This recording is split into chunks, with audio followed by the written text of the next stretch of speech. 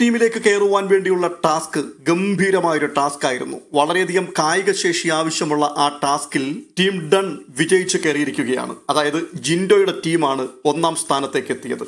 ഈ വൃത്തത്തിൽ കാണുന്നത് പോലെയുള്ള കുറെ പ്രോപ്പർട്ടീസ്, അതിന് കുറച്ച് ഭാരമുള്ളതാണ്.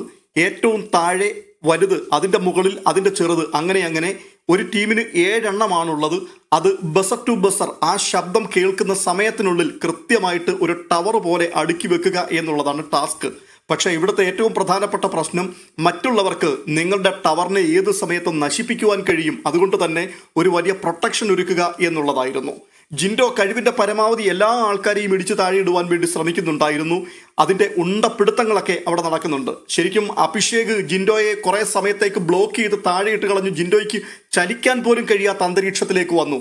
ഗെയിം തുടങ്ങിയപ്പോൾ തന്നെ ടീം ടണൽ, അതായത് സായിയുടെ ടീം, ഈ പ്രോപ്പർട്ടികളെല്ലാം ഒന്നിനു മീതെ ഒന്നായിട്ട് കൃത്യമായി അടുക്കി വെക്കുകയും അഭിഷേക് അതിനെ ശരിക്കും പ്രൊട്ടക്ട് ചെയ്തും ഒക്കെ നിൽക്കുകയായിരുന്നു. എന്നാൽ അവസാന സമയത്തുണ്ടായ ഒരു ചെറിയ അശ്രദ്ധ, അതായത് സായി തൊട്ടപ്പുറത്ത് നിന്ന് അർജുന്റെ ടീമിനെ, നെസ്റ്റ് ടീമിന്റെ ആ ടവർ ഇടിച്ചു കളയുവാൻ ഓടിപ്പോയ സമയത്തുണ്ടായ ആ ഗ്യാപ്പിൽ വെച്ച് ഒരു കൂട്ട ആക്രമണം നടക്കുന്നു. ആ സമയത്ത് വീണ് കിട്ടിയ അവസരം മുതലെടുത്തുകൊണ്ട് അർജുന്റെ ടീമിലുണ്ടായിരുന്ന അപ്സര സായിയുടെയൊക്കെ ഈ ടവർ വീണ്ടും തകർത്ത് കളഞ്ഞു. എന്നാൽ പെട്ടെന്ന് തന്നെ എല്ലാം വാരി ഒരുമാതിരി അടുക്കി വെച്ചു. അപ്പോഴേക്കും ബസർ ശബ്ദവും വന്നു. സായിയുടെ ടീം നല്ല ഒന്നാന്തരം എഫേർട്ടാണ് ഇട്ടത്.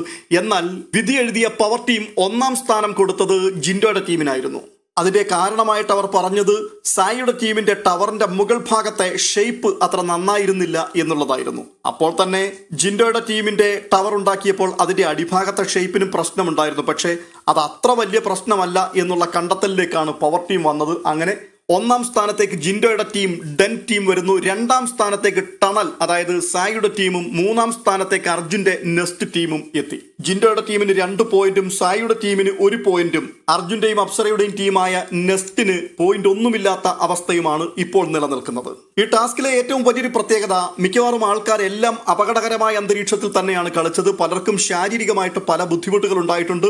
ടാസ്ക് കഴിഞ്ഞപ്പോൾ തന്നെ അപ്സര മെഡിക്കൽ റൂമിലേക്ക് പോയിരിക്കുന്നു. തന്റെ കാലിന് കാര്യമായിട്ടുള്ള ചതവ് സംഭവിച്ചിരിക്കുന്നു. അർജുൻ മുടന്തി നടന്നു പോകുന്നത് കണ്ടു. പല ആൾക്കാരും ക്ഷീണിച്ച് തളർന്നു കിടക്കുന്ന കാഴ്ചയൊക്കെയാണ് കണ്ടത്.